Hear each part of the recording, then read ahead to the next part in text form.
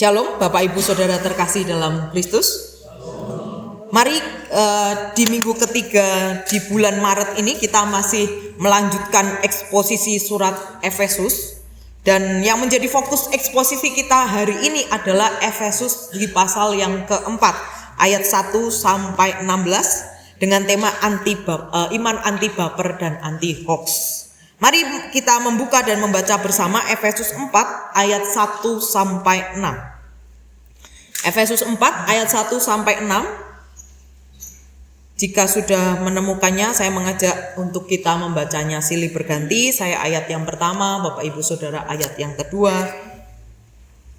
Demikian seterusnya hingga ayat yang ke-16.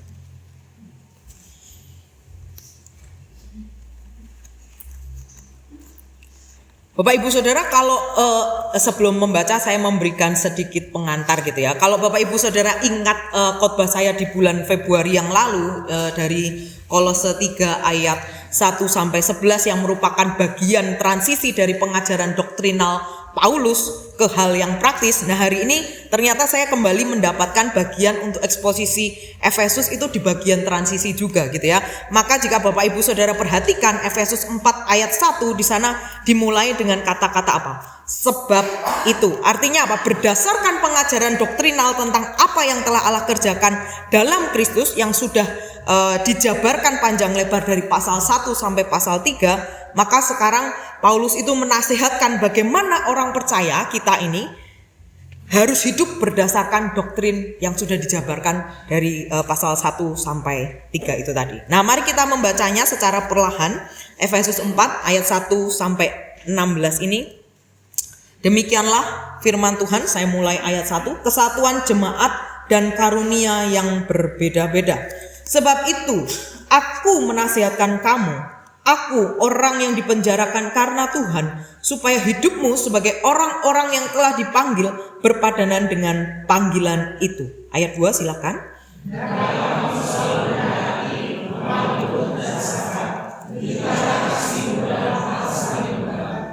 Dan berusahalah memelihara kesatuan roh oleh ikatan damai sejahtera.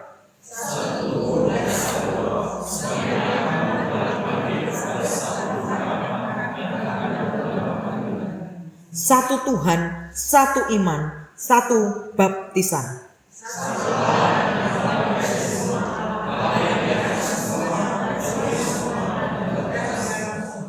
Tetapi kepada kita masing-masing telah dianugerahkan kasih karunia menurut ukuran pemberian Kristus.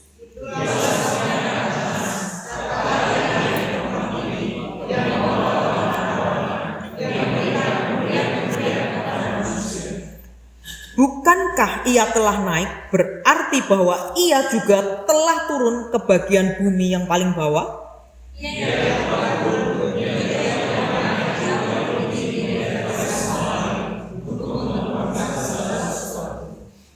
Dan ialah yang memberikan baik rasul-rasul maupun nabi-nabi, baik pemberita-pemberita Injil maupun gembala-gembala dan pengajar-pengajar,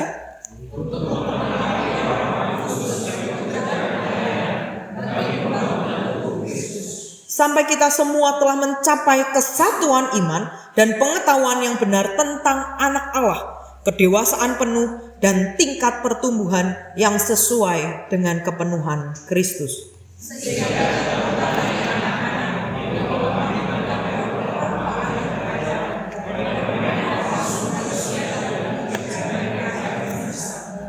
Tetapi dengan teguh berpegang pada kebenaran di dalam kasih kita, bertumbuh di dalam segala hal ke arah Dia, Kristus yang adalah kepala.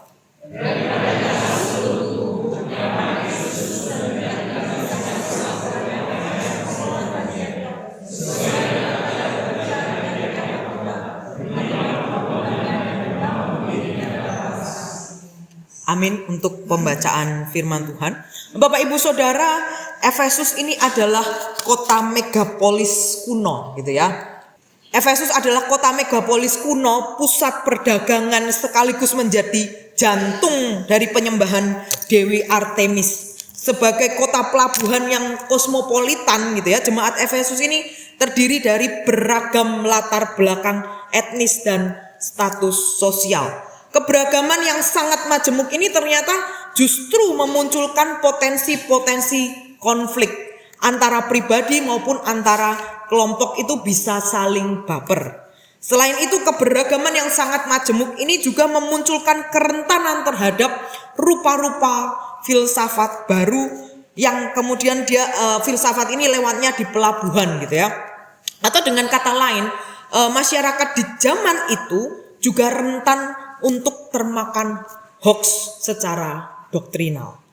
Dengan latar belakang atau konteks seperti ini, maka kita akan merenungkan Efesus 4 ayat 1-16 ini dengan tema iman anti baper dan anti hoax. Baper dan hoax seperti apa yang dimaksudkan di dalam perenungan kita hari ini, ya? Itu yang menjadi pertanyaan kita kan. Nah, baper yang dimaksudkan dalam perenungan kita itu adalah mudah terbawa perasaan atau mudah tersinggung yang bukan sekedar problem emosi, tetapi baper yang merupakan sebuah manifestasi dari ego yang belum tunduk pada Kristus. Jadi bukan cuma sekedar gak enak hati, cuma sekedar emosi, tapi kita harus lihat lebih dalam bahwa luapan emosi ini sesungguhnya adalah manifestasi dari ego kita yang belum tunduk pada Kristus. Dan hoax yang dimaksud di sini adalah hoax secara doktrinal, yaitu pengajaran palsu yang licik. Namun kita juga perlu waspada karena apa? Hoax secara spiritual yang paling berbahaya itu seringkali terlihat bukan terlihat secara jelas, secara kasat mata gitu ya. Hoax spiritual biasanya itu justru muncul di dalam Injil yang kayaknya benar gitu. Tapi sesungguhnya kalau kita mau kritisi, Injil itu berpusat kepada manusia atau man-centered gospel. Angin pengajaran yang menyesatkan seringkali menawarkan solusi-solusi praktis, tapi tanpa salib, tanpa Kristus, atau hanya menjanji-janjikan berkat, yaitu seperti teologi kemakmuran gitu ya, tapi tanpa pertobatan yang nyata.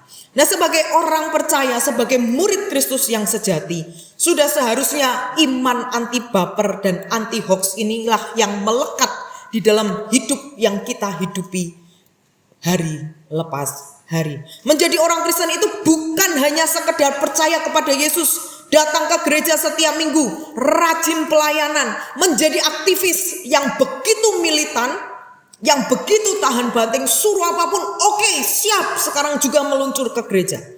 Dan bukan juga sekedar berusaha menjalani hidup sebaik mungkin saja.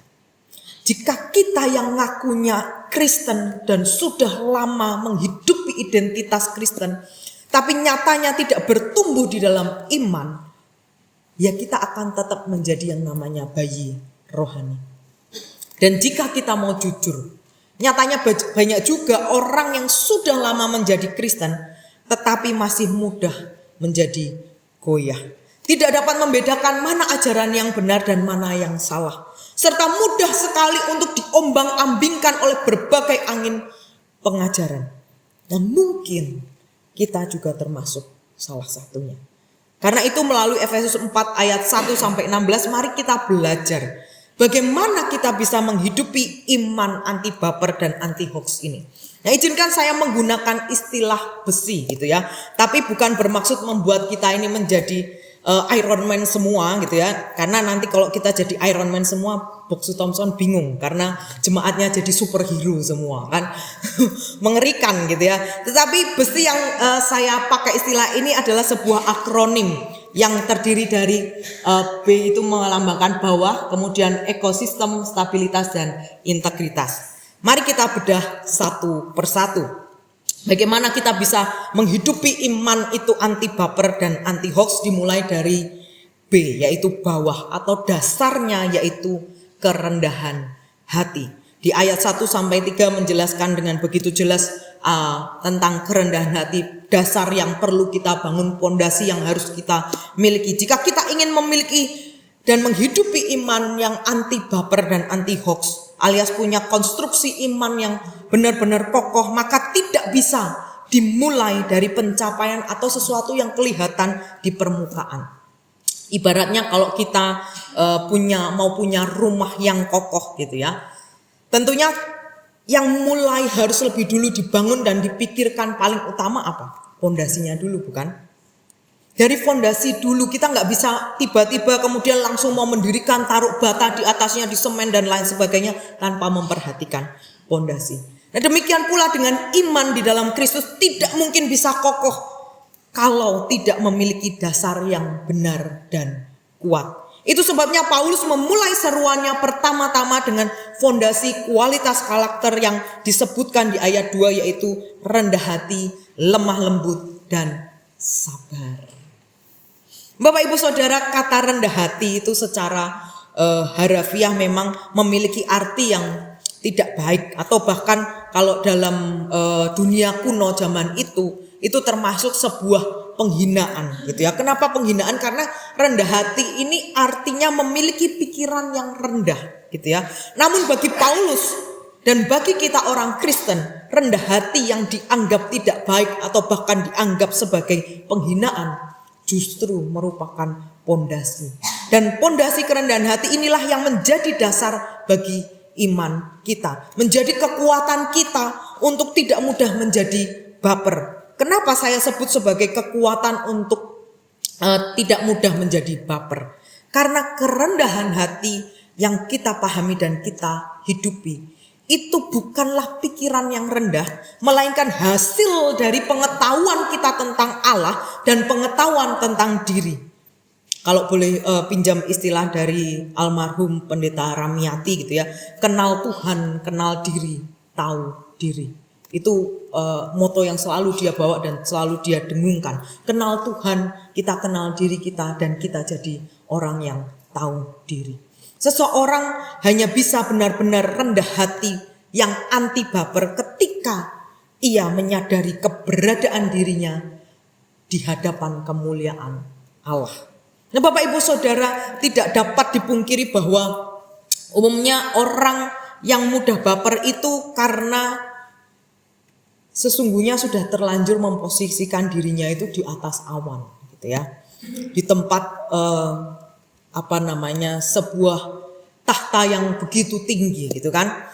Merasa layak untuk dihormati, merasa layak untuk diistimewakan, merasa sudah melakukan begitu banyak hal yang itu perlu diapresiasi, sehingga ketika tersinggung sedikit saja sudah langsung gak seneng hati dan merasa orang ini gak menghargai, gak tahu diri, dan kemudian jadinya ngambek. Dan bahkan ada mungkin juga yang memilih untuk sudahlah, berhenti, gak usah melayani lagi, gak usah gereja-gerejaan, gak usah bantu-bantu dan lain sebagainya. Nah sebaliknya, jika kita ini termasuk di dalam kategori orang yang pondasinya dalam, kuat, dan area bawahnya itu benar-benar kokoh, maka kita tidak akan mudah tersinggung. Kenapa? Ketika kita tidak disapa, ketika pelayanan kita atau pekerjaan kita tidak dipuji atau tidak dilihat orang, atau tidak dihargai, atau mungkin kita sedang ada beda pendapat di dalam pelayanan, kita merasa ya gak apa-apa.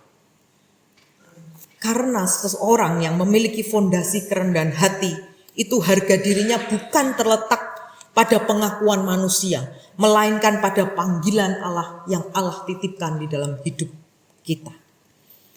Seseorang bisa sampai di titik kerendahan hati yang seperti demikian karena karya anugerah Allah yang menguburkan sifat dosa atau mortification, mematikan kita dan kemudian menghidupkan manusia baru kita. Anti baper bukan sekedar penguasaan emosi, bukan karena kita hebat dan kemudian kita bisa mengendalikan emosi kita, melainkan kerendahan hati itu merupakan buah dari kepuasan batin kita di dalam Kristus yang dikerjakan oleh Allah Roh Kudus. Nah Bapak Ibu Saudara, satu hal yang memang tidak dapat dipungkiri adalah seringkali ketika hidup kita itu masih biasa-biasa saja gitu ya, B aja kalau istilah anak zaman sekarang. Kita itu rasanya lebih mudah untuk menjadi rendah hati. Karena apa? Ya karena memang tidak ada yang bisa kita banggakan, betul? Tapi ketika Tuhan mulai memberkati kita dengan berkat kepintaran, pengetahuan yang luas, materi, kedudukan di dalam pekerjaan kita, di dalam pelayanan, posisi yang begitu mentereng gitu ya, anak sudah pada sukses dan lain sebagainya. Pertanyaannya adalah, masihkah kita tetap memiliki kerendahan hati sama seperti ketika kita masih B aja itu? Kalau mau jujur sebagai manusia yang masih hidup di dalam daging ini, tidak dapat dipungkiri bahwa seringkali apa yang Tuhan titipkan di dalam hidup kita itu membuat kita menjadi begitu mudah untuk tinggi hati. Padahal sesungguhnya mau sehebat apapun kita, sepintar apapun kita, sekaya apapun kita, seluar biasa apapun hidup kita hari ini, itu semua dari Tuhan. Itu hanya titipan Tuhan di dalam hidup kita. Jadi sama sekali bukan karena kita kepintar, bukan karena kita hebat, tapi Kristus sang pemilik hidup kita itulah yang sudah menganugerahkan bagi kita. Nah, kalau Kristus sang pemilik segalanya saja merendahkan diri sampai sebegitunya. Filipi 2 ayat 7 mencatat, Yesus mengosongkan dirinya mengambil rupa seorang hamba. Tidak malukah kita yang cuman punyanya sekarang itu cuman titipan, yang cuman pengelola, tapi kemudian justru begitu tinggi hati, begitu sibuknya untuk mempertahankan segala gengsi yang justru membawa kita pada rasa baper, dan baper.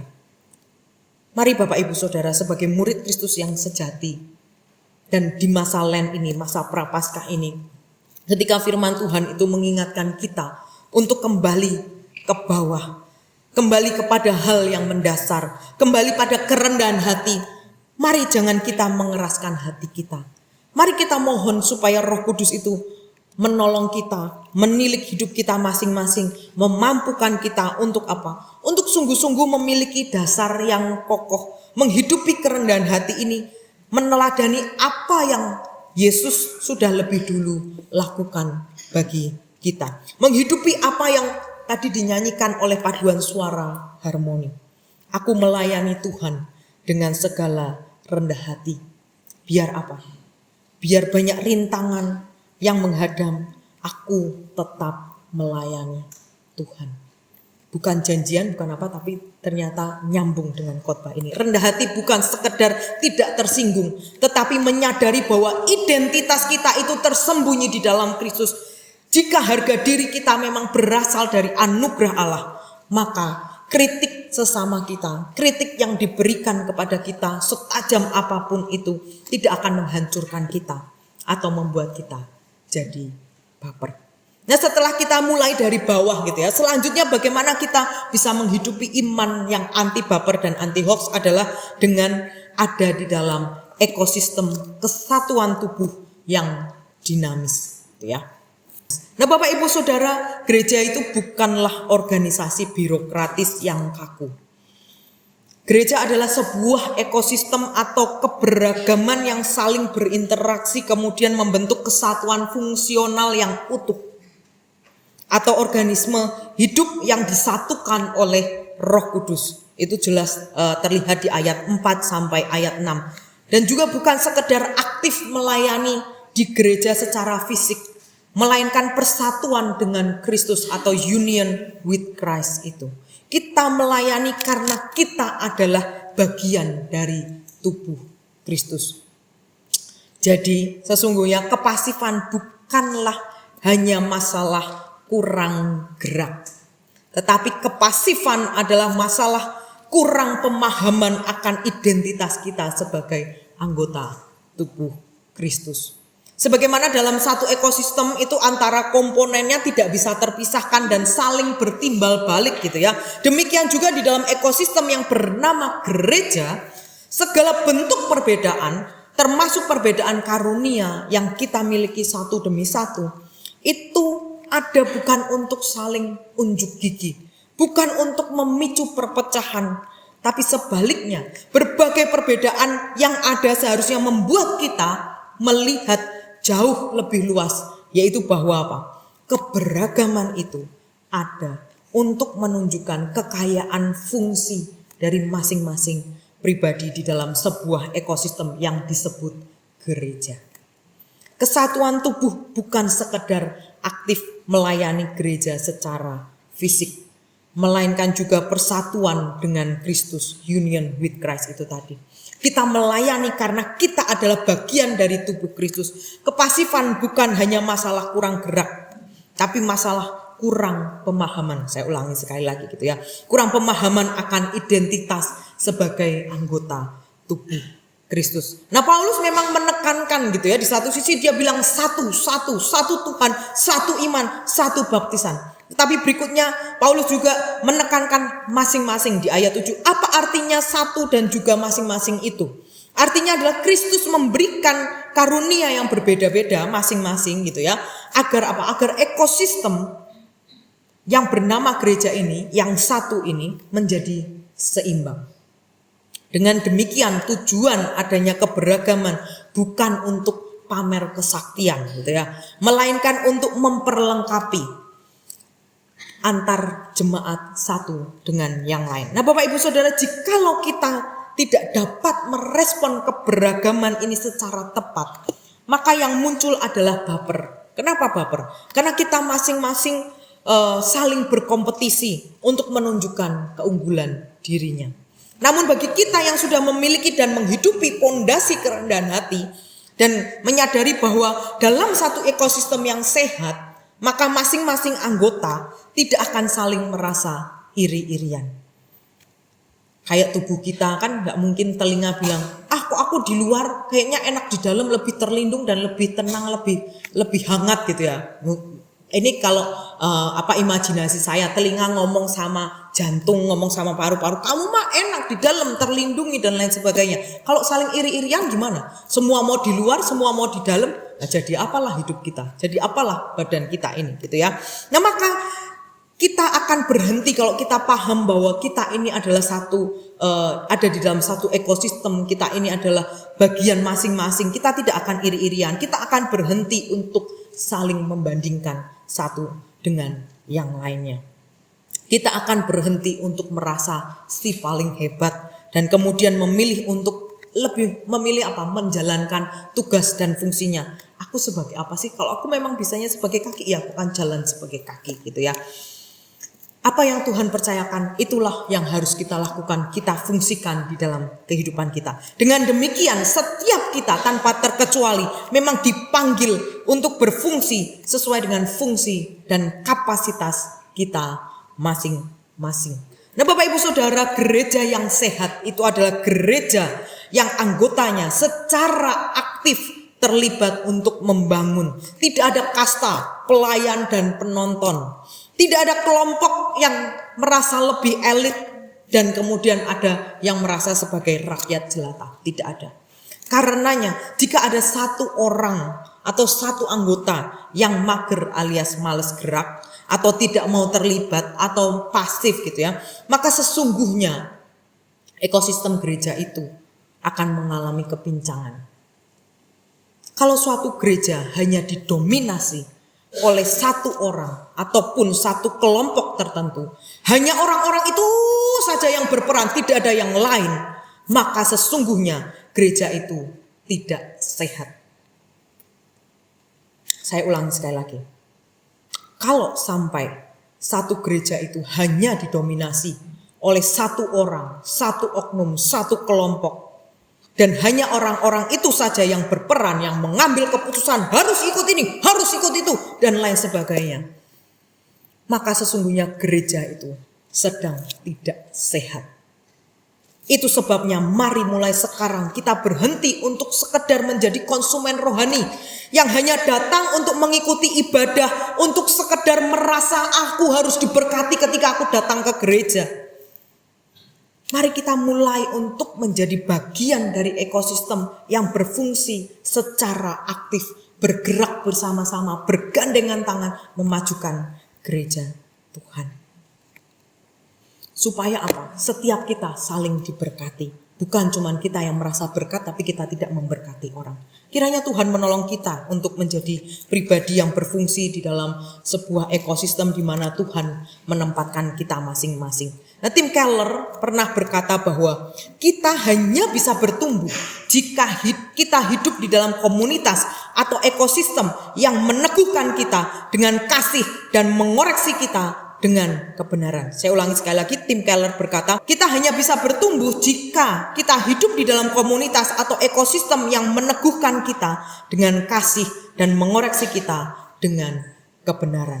Dengan demikian jelas bahwa supaya setiap kita ini bisa memiliki dan menghidupi iman yang anti baper dan anti hoax, kita perlu berada di dalam ekosistem kesatuan tubuh yang dinamis. Di dalam gereja yang disatukan oleh perjanjian di dalam Kristus.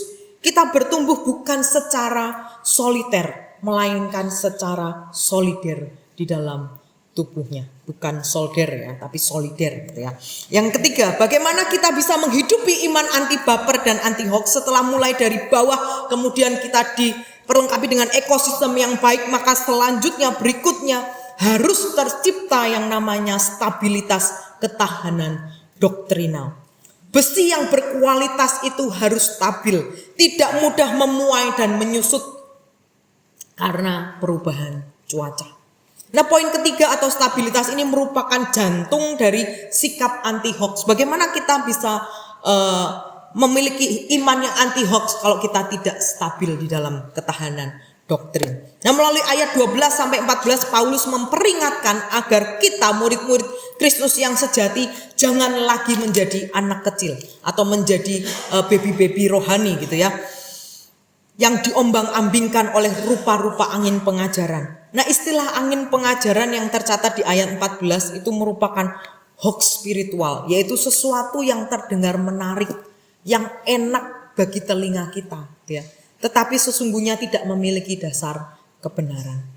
Martin Lloyd Jones mengatakan bahwa satu-satunya cara agar kita tidak tertipu atau termakan oleh hoax adalah dengan memiliki pengetahuan yang benar tentang anak Allah, alias memegang teguh kebenaran firman Tuhan itu hari lepas hari. Nah, Bapak Ibu Saudara, setiap kita yang mengaku sebagai murid Kristus yang sejati, kita perlu mengerti dan memahami doktrin secara sehat. Bukan supaya kepala kita itu semakin besar atau kita kemudian menjadi ahli doktrinal gitu ya. Tetapi dengan kita mengerti doktrin atau pengajaran yang benar, maka kita jadi memiliki jangkar hidup hari lepas hari. Kita tidak mudah untuk diombang-ambingkan atau terbawa arus zaman. Orang Kristen yang stabil, yang memahami dan menghidupi doktrin yang benar, tidak akan mudah menelan pengajaran-pengajaran yang tampaknya lucu, bikin ketawa, hahaha gitu ya, yang menarik tapi tidak alkitabiah. Justru isinya berita fitnah yang memecah belah gereja. Sebaliknya, orang Kristen yang stabil akan menyatakan kebenaran dalam kasih. Nah, iman yang stabil, yang memiliki pondasi yang kuat dan juga ekosistem yang baik, tidak mudah tertipu oleh tren rohani yang dangkal atau sekedar berita-berita fitnah. Ia juga tidak akan mudah digiring oleh opini-opini massa karena kita memiliki standar kebenaran yang objektif, yaitu apa? Firman Tuhan. Nah, mari kita tanyakan pada diri kita masing-masing. Sudahkah kita yang mengaku Kristen ini memiliki ketahanan doktrinal yang baik, sehingga kita siap, kita tangguh untuk menghadapi deras dan maraknya berbagai pengajaran yang semakin hari semakin beragam bentuk dan wujudnya, yang berusaha untuk menggoncang atau menggoyahkan kita. Anti hoax berarti menundukkan rasio kita di bawah otoritas firman Allah, atau kalau pinjam istilah yang dipopulerkan oleh Martin Luther adalah sola scriptura. Pengetahuan yang benar tentang anak Allah adalah perisai utama terhadap manipulasi doktrinal. Berikutnya yang keempat, bagaimana kita bisa menghidupi iman anti baper dan anti hoax adalah dengan integritas yang merupakan buah dari pengudusan yang progresif, dari pertumbuhan seorang murid Kristus yang utuh. Ayat 15-16 mencatat itu dengan begitu jelas. Integritas yang dimaksudkan di sini adalah keselarasan antara kebenaran dan kasih. Pertumbuhan menuju kedewasaan penuh di dalam Kristus itu adalah pemulihan gambar Allah di dalam diri kita yang sudah rusak karena kita jatuh di dalam dosa. Dan inilah impact dari Roh Kudus yang membuat kita kemudian mampu menyatakan kebenaran di dalam kasih. Ayat 15 mengatakan peganglah teguh kebenaran di dalam kasih. Nah Bapak Ibu Saudara, kebenaran tanpa kasih akan menjadi sebuah kekejaman yang memicu baper itu tadi. Sedangkan kasih tanpa kebenaran hanyalah sebuah kemunafikan yang memicu munculnya hoax dan hoax gitu ya. Karenanya hanya ketika kasih dan kebenaran itu bersatu, maka disitulah yang namanya integritas itu terlihat secara nyata.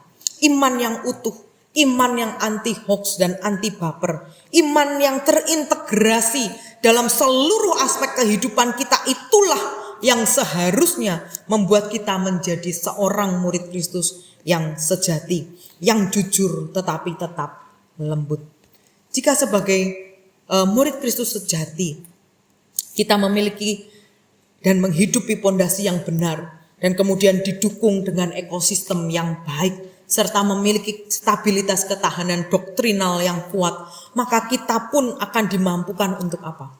Hidup dengan integritas yang otentik dan kuat di dalam Kristus. Kita tidak akan menyebarkan hoax karena kita cinta akan kebenaran itu.